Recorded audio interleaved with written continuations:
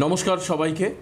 আপনাদের মনে ধারণা এটা যে অ্যাস্ট্রোলজি আমাদের ভাগ্যের চাকা ঘুরিয়ে দিতে পারে। আবার অনেকে এটাও মনে করেন যে অ্যাস্ট্রোলজি বা অ্যাস্ট্রোলজার দিয়ে কী হবে। আসলে কর্ম তো মানুষের অন্যতম একটা ভাগ্যের নিয়ন্ত্রক। যে যেমন কাজ করবে তার ফলাফল সে তেমন পাবে।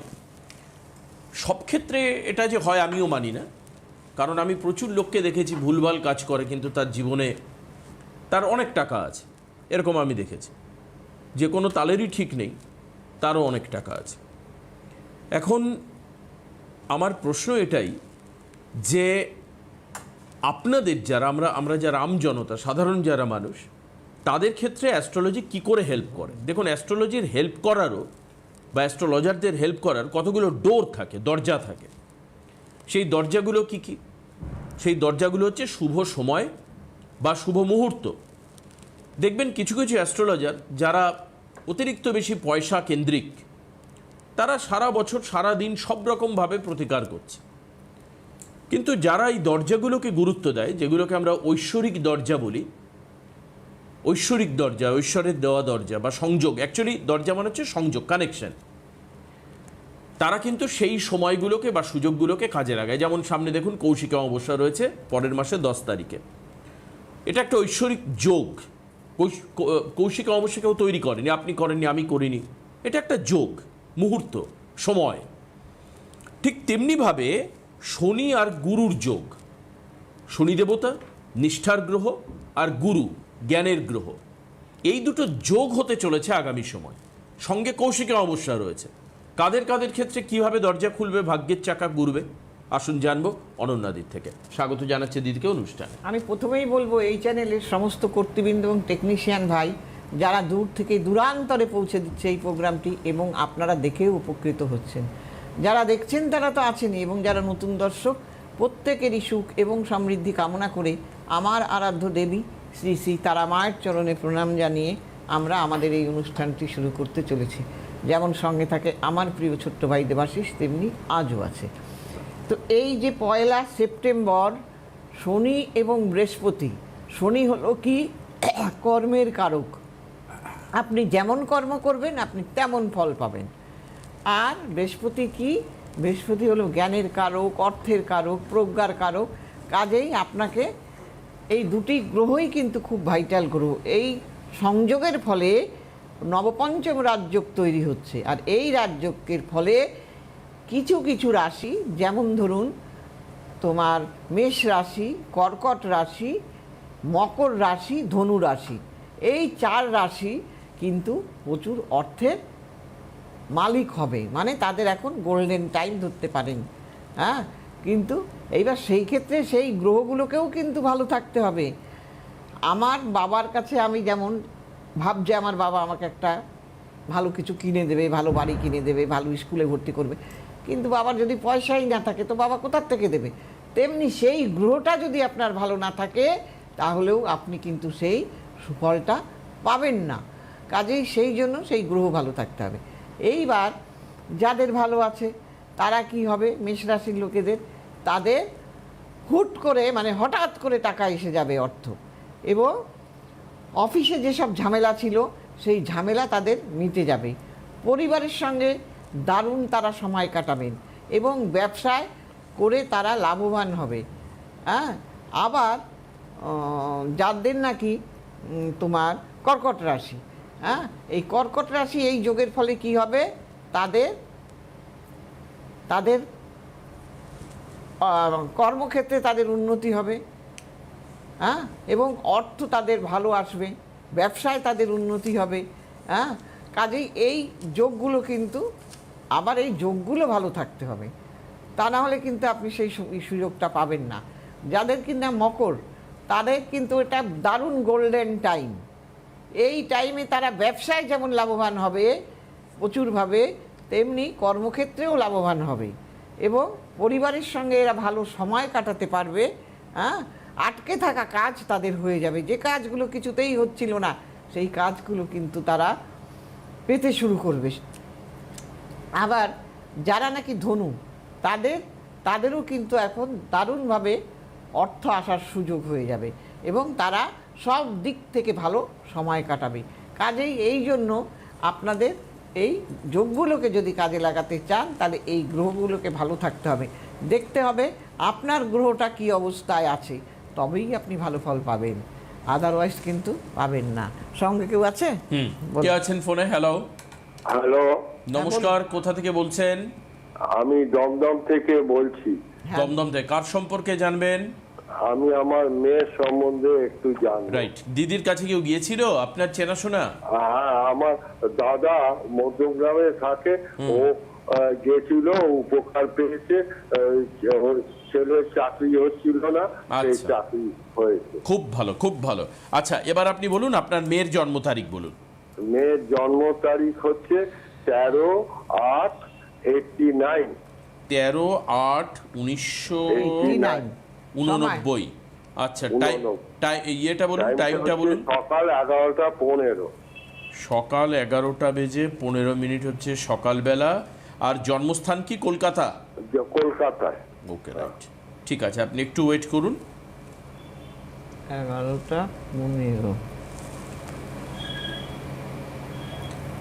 11:15 সকালবেলা, 13/8/1989। তুলা লগ্ন জানেন আপনি? না, আমি কিছু ওটা জানি না।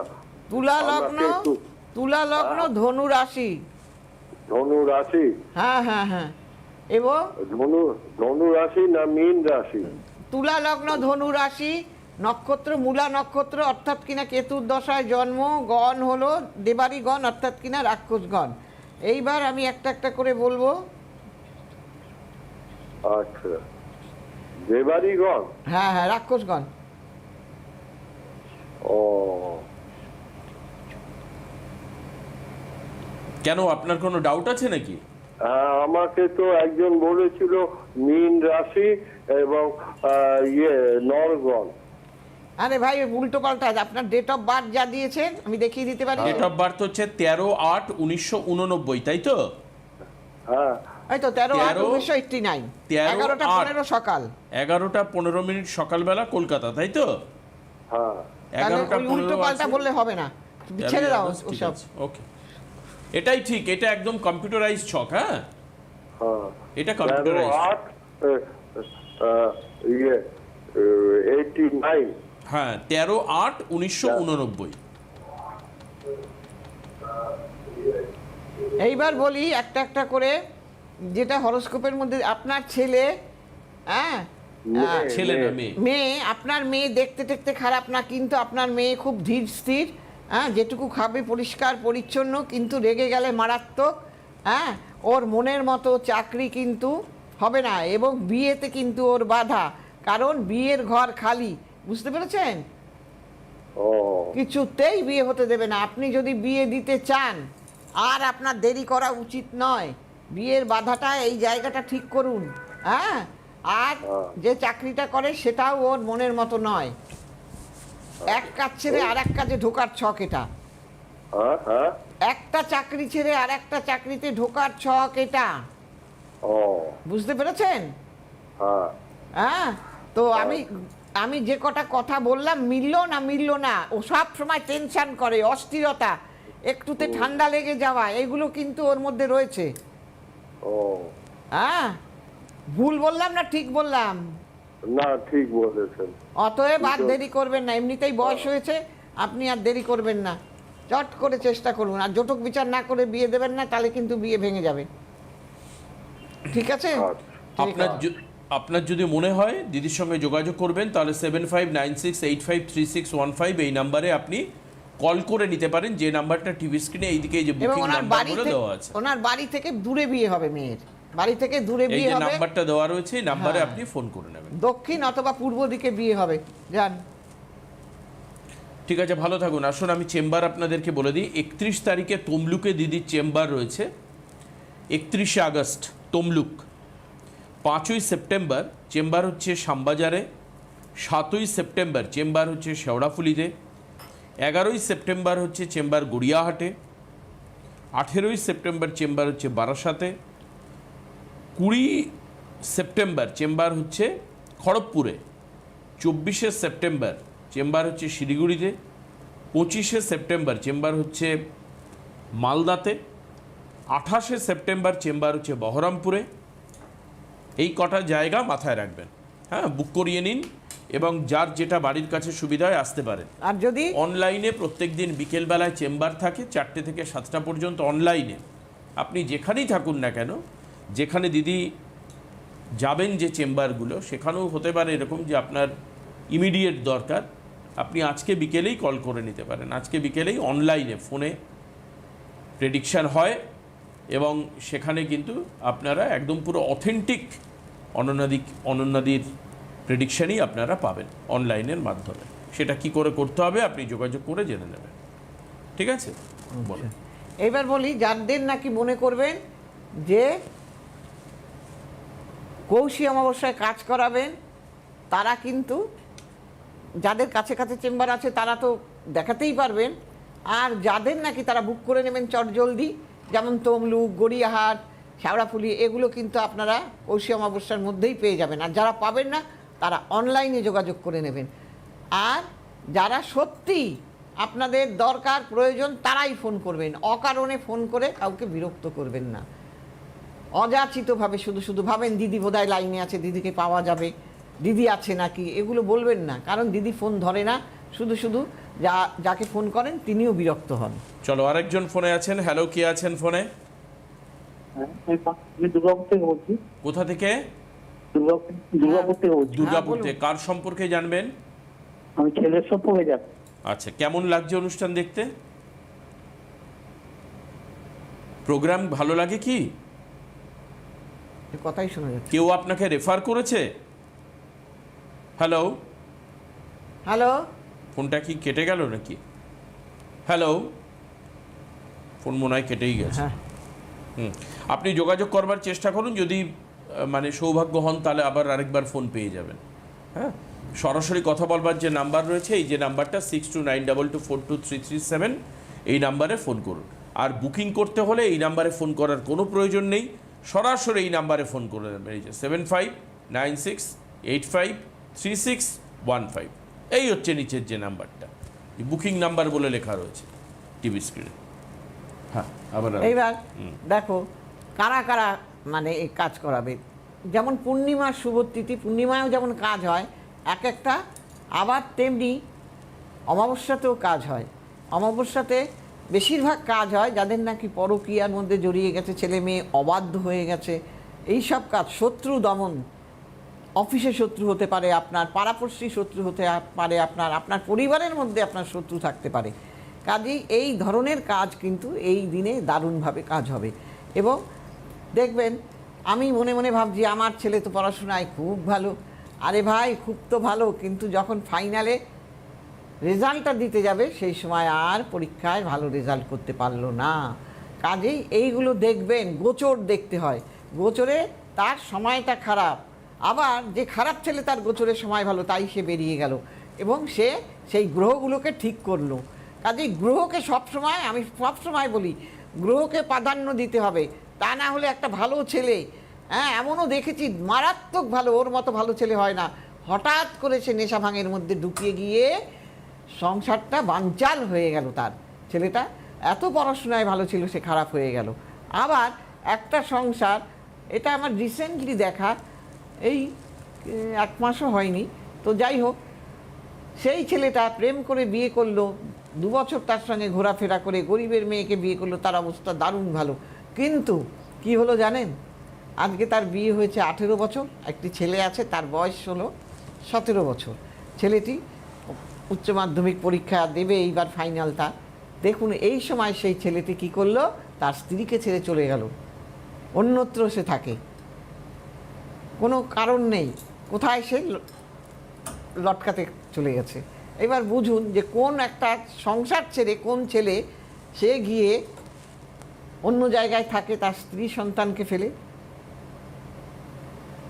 যদি আপনার হরোস্কোপ সবসময় কেউ বলতে পারে না যে কখন, ওই যে বলে না অহংকার পতনের মূল, মানুষের কোন সময় বলে, মানুষ ঈশ্বরের মার দেখা যায় না, মানুষের মার কিন্তু আপনি দেখতে পাবেন, তার আওয়াজ হবে। ঠিক তেমনি তার সংসারটা ভেঙে যাচ্ছে। তার মা বাবা অসহায়ের মতো খুব আগে গর্ব করত, অন্য লোকের সন্তানদের দেখে তারা দুচ্ছাই করতো, বলতো আমার সন্তানরা এরকম নয়। আরে ভাই, কার কখন হবে কেউ কি বলতে পারে? হ্যাঁ, কখনো গর্ব করা উচিত নয়। গ্রহ কথা বলে ওঠে, গ্রহ কাকে কার ওপর কখন কি করবে কেউ বলতে পারে না। সেই জন্য সব সময় গ্রহকে প্রাধান্য দিন। ভালো ছেলেটা খারাপ, যে ছেলেটা ডাক্তারিতে চান্স পেল সে কি খারাপ ছেলে? পড়াশোনায় জয়েন্টে চান্স পেয়ে ঢুকলো, সে কিন্তু যখন পরীক্ষা দিল প্রথম বছরই সে ফেল করে গেল। বুঝুন অবস্থা। তো এই রকমই হয়। কাজেই সেই জন্য সব সময় গ্রহকে প্রাধান্য দিন, গোচর ফল দেখান। গোচরে খারাপ থাকলেই আপনি ডিগবাজি খাবেন, সে আপনি নেতাই হন, হোতাই হন আর যাই হন। সেই জন্য সবসময় গ্রহকে প্রাধান্য দেন আর সৎ থাকার চেষ্টা করুন। আপনি সৎ হলে না আপনার মনটাও যে না আমি এতে এই কাজটা করিনি তাও আমার কেন হলো এটা ভাববেন। আর যদি আপনি অসৎ হন আপনার ভাবার রাস্তাই থাকবে না। ভালো কর্ম করলে ভালো ফল, বলে সৎ কাজের সৎ ফল, অসৎ কাজের বিপরীত ফল। সব সময় গুরুজনদের শ্রদ্ধা ভক্তি করুন, সব সময় মা বাবাকে শ্রদ্ধা করুন। আগে দেখতেন তো দশমী আসলে পরেই সবার বাড়িতে নমস্কার করতে যেত মানুষ, আর এখন নিজের মা বাবাকেই নমস্কার করে না, তার অন্য লোককে গুরুজনকে কে করবে? নমস্কার করা মানে কি? এটারও কিন্তু একটা কারণ। কাজেই মাথা নত করলাম আমি, মাথা নত করা মানে কি খারাপ নয়। কাজেই সেই জন্য সবসময় গুরুজনদের প্রতি, ঈশ্বরের প্রতি ভক্তি শ্রদ্ধা রাখবেন। আর মা বাবার প্রতি যদি আপনি ভালো ব্যবহার করেন তাহলে কিন্তু দেখবেন আপনিও ভালো থাকবেন। কেউ চলো, আছেন? আরেকজন রয়েছেন। হ্যালো, কে আছেন ফোনে? হ্যালো, হ্যাঁ আমি কোথা থেকে বলছেন আপনি? বেলঘরিয়া থেকে বলছি। বলুন, কার সম্পর্কে জানবেন? আমার মেয়ের সম্বন্ধে। মেয়ের নাম মৌমিতা দাস। মৌমিতার জন্ম তারিখ বলুন। জন্ম তারিখ 16 অক্টোবর 84। 16ই অক্টোবর 16ই অক্টোবর 84। 64 84। 84। আচ্ছা আচ্ছা আচ্ছা। 1900। 16ই অক্টোবর 1984। সময় রাত্রি 11:15। 11টা রাত্রি 11টা বেজে 15 মিনিট। জন্মস্থান বার্থ প্লেস কলকাতা। কলকাতা। কেউ এসেছিল দিদির কাছে? না না, ওকে ওকে, ঠিক আছে। আজকে তো পেলাম কিন্তু অন্যদিন তো পাই না। চেষ্টা করি কর্কট আমি। না, না, লগ্ন, না, ঠিক আছে, মিথুন রাশি। জানেন কর্কট লগ্ন মিথুন রাশি? হ্যাঁ আচ্ছা, কর্কট লগ্ন মিথুন রাশি, রাহুর দশায় জন্ম, গণ হলো নরগণ। হুম। এইবার আমি বলবো একটা একটা করে। হুম। ওর আচ্ছা, এখনো বিয়ে হয়নি। দাঁড়ান দাঁড়ান, আগে একটু দেখতে দিন ছকটা। আচ্ছা আচ্ছা।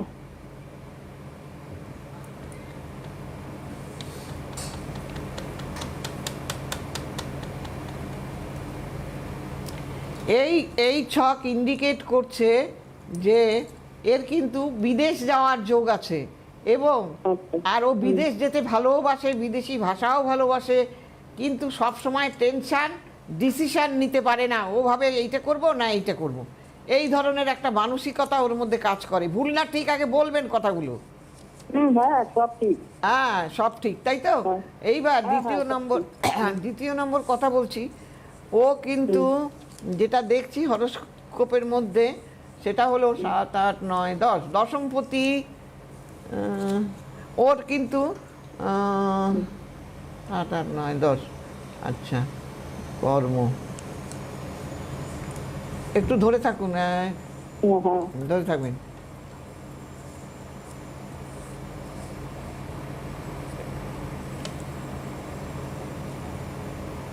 হ্যাঁ, এইবার বলি যে হ্যাঁ। ওর আপনার মেয়ে একটু ইমোশনাল, সব সময় না ভালো খাবো ভালো পরবো, যখন যেটা করতে ইচ্ছা হবে সঙ্গে সঙ্গে করে ফেলবে। করে কি করে না? হ্যাঁ, হ্যাঁ সব ঠিক। বিয়েতে বাধা, ওর বিয়ে কিছুতেই হতে চাইবে না, বুঝতে পেরেছেন? হ্যাঁ, হ্যাঁ। এবং ও কর্ম চাকরির সূত্রে কিন্তু ও বাইরে যাবে। আচ্ছা। হ্যাঁ, সেটা আর বিয়েটা কবে হবে? বিয়েটা তো এই বছরই হওয়া উচিত, কিন্তু হচ্ছে না। বিবাহ কারক গ্রহ বৃদ্ধ গ্রহ, তার লেট ম্যারেজ, এবং আপনার বাড়ি থেকে পশ্চিমে অথবা দক্ষিণে বিয়ে হবে। আপনি ইমিডিয়েট বিয়ের জায়গাটা ঠিক করুন, হ্যাঁ? আচ্ছা। তা না হলে কিন্তু খুব মুশকিল। একবারে 40 বছর 45 বছরে বিয়ে হয়ে কোনো লাভ আছে? বুঝতে পেরেছেন কি বললাম? এখন তো 41 বছর, হ্যাঁ, বলছি 40 বছর তো হয়ে গেছে। সেইটাই তো এখন বলছি। 45 বছর কেন উল্লেখ করলাম? 45 বছর বললাম, 45 বছর। হ্যাঁ হ্যাঁ, তাহলে আপনি এখনো বসে আছেন, এই কিন্তু সুযোগ লাস্ট। কিন্তু হচ্ছে না। আরে হবে কোথার থেকে? আপনাকে কি বললাম হচ্ছে না? আমার চোখে ব্যথা সারছে না, আপনি ডাক্তার দেখালেন, বললেন ওষুধ খেতে, আপনি খাবেন না, তো সারবে কোথা থেকে? আপনারা বেশি বোঝেন। আপনার সাথে আমি চেষ্টা করতে চাই। এই বছরই বিয়ে হবে যদি কিনা আপনি এই বিয়ের বাধাটা কাটান। বিয়ের ঘর খালি, কি করে বিয়েটা হবে বলেন? একে তো বৃদ্ধ গ্রহ, তার মধ্যে আবার বিয়ের ঘর খালি, এবং ওই ঘরে রাহুর দৃষ্টি, বাধা দিয়ে দিচ্ছে। বিয়েতে বাধা, এসেও খেয়ে দিয়ে চলে যাচ্ছে। কেউ আবার বলছে যে ঠিক আছে বাড়ি গিয়ে বলবো, আর বলছে না। বলুন ভুল না ঠিক? না, ঠিক আছে। হ্যাঁ, আপনি কি বলছেন? ঠিক তো বলবোই, কেন হরস্কোপ। হ্যাঁ, কিন্তু- হ্যাঁ, তাহলে আমার কথা শুনুন, আমার কথা যদি ঠিক হয়ে থাকে তাহলে জানবেন ওইটাও ঠিক হবে। আপনি আপনার আর 1 সেকেন্ডও দেরি করা উচিত না। এখনো আপনি অনলাইন সে জানতে চাইছেন, জেনে কি লাভ হবে? আপনি যদি তার রেমেডিটাই না করেন, সে আপনি যেখানে খুশি করেন, আমার দরকার নেই। 50 বছরে বিয়ে করে কি লাভ আছে বলো? একটা মেয়ে মানুষ, আপনি এখনো বসে আছেন, হ্যাঁ? বিয়েতে বাধা ওর, আপনি যান, দুরহ বাধা ওর বিয়েতে। অনেক সময় দেখা যায় কি, বিয়ে করতে এসেও ছেলে পালিয়ে যায়, রেজিস্ট্রি করেও ছেলে বিয়ে করে না। এই ধরনের ছকের আমি দেখে দেখে এত বছর ধরে দেখছি। কি বললাম বুঝেছেন? হ্যালো, আপনার আর এখন কি হ্যাঁ করবো? এখন কি করবো? কি বললাম? আপনি কারুর কাছে যাবেন, হ্যাঁ? আচ্ছা। যদি মনে, আপনি থাকেন কোথায়? আমি বেলঘরিয়ায়। তাহলে তো ভালোই, কাছেই আছে। আপনি শ্যামবাজার দেখাতে পারেন। আপনি যদি মনে হয় আমাকে দেখাবেন, শ্যামবাজারে 5 তারিখে চেম্বার। হ্যাঁ। যদি মনে হয় অনন্যাদির কাছে আসবেন, আপনি 5 তারিখ শ্যামবাজার আসতে পারেন। যদি মনে হয়, আপনাকে জোর হ্যাঁ। প্রশ্ন নেই। জোর তবে জবরদস্তির কোনো ব্যাপার আপনি, নেই, যদি মনে হয় আপনি আসতে পারেন। তবে আর আপনার 1 সেকেন্ডও দেরি করা উচিত না। এই মেয়ের ছক, এই অবস্থা। কারণ দেরি করার জায়গা নেই। না না, এই বছর যদি ওনার চলে যায় না, একটাই কারণে দেরি করার জায়গা নেই, কারণ হচ্ছে বয়সটাও অনেকটা। না না, এই বছর যদি বিয়ে আর না হয়, তাহলে উনি ফেলে রাখুক ধম্মের নামে। 31 তারিখে তমলুকে চেম্বার, Last chance। 5 তারিখে শ্যামবাজার, 7 তারিখে হচ্ছে শেওড়াফুলিতে চেম্বার, 11 তারিখে হচ্ছে গড়িয়াহাটে চেম্বার, 18 তারিখে বারাসাতে চেম্বার, 20 তারিখে খড়গপুরের চেম্বার, 24 তারিখে শিলিগুড়িতে চেম্বার, 25 তারিখ মালদায় চেম্বার, 28 তারিখে বহরমপুর চেম্বার, 2 তারিখে গড়িয়াহাট চেম্বার, 4 তারিখে দুর্গাপুর চেম্বার, আর 10 তারিখে হচ্ছে 4 তারিখে হচ্ছে দুর্গাপুর চেম্বার, 8 তারিখে হচ্ছে বোলপুরে চেম্বার। এই হচ্ছে চেম্বারগুলোতে আপনি বুক করবেন। অনলাইনে হচ্ছে 4টে থেকে বিকেলবেলায় 7টা। 4টে থেকে 7টা আপনি ফোন করে কথা বলতে পারেন অনলাইনের জন্য। আর কৌশিকী অমাবস্যার বুকিংগুলো শুরু করে দেবেন, কারণ হাতে আর সময় নেই। এই যে এনার, উনি যদি কৌশল অমাবস্যায় করিয়ে নেন, এখনো ওনার হাতে কিছু সময় আছে। মেয়েটার কিন্তু বিয়ে হয়ে যাবে, মেয়ের বিয়ে। কিন্তু এখনো যদি বসে থাকে থাকবে। ঠিক, চলো আজকে এখানে শেষ করব। আমাদের পরবর্তী অনুষ্ঠান আবার দেখা হবে আগামী শনিবার ঠিক দুপুর 1:35। সবাই ভালো থাকবেন। সবাই ভালো থাকবেন, নমস্কার। সুখবর, আপনাদের প্রিয় জ্যোতিষী অনন্যাদি এখন অনলাইনে কনসালটেন্সি করছেন, আর ঘরে বসে পেয়ে যাবেন প্রয়োজনীয় প্রতিকার ভারতবর্ষের যে কোনো প্রান্তে। Online consultancy number 7596853615। অনন্যাদি, সব সময় আপনাদের সাথে, আপনাদের পাশে।